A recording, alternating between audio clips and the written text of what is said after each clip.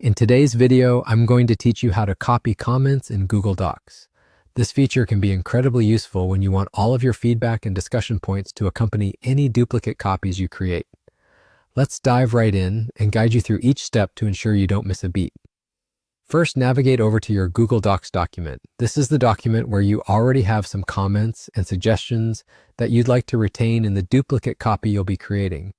Once you're there, your next step is to locate the File menu, which you'll find at the top left corner of the screen. Give that a click, and voila, you've opened a drop-down menu with several options. What you're looking for here is the Make a Copy option. This is your gateway to duplicating the document while retaining all those important comments and suggestions you've gathered. Go ahead and click on Make a Copy.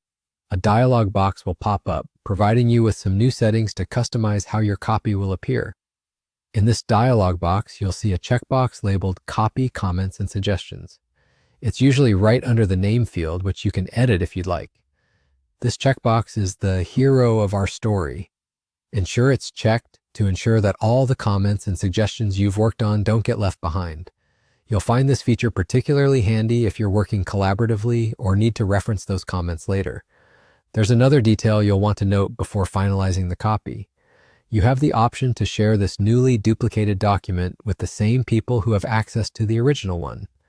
There's typically a checkbox for this as well, labeled something similar to Share it with the same people.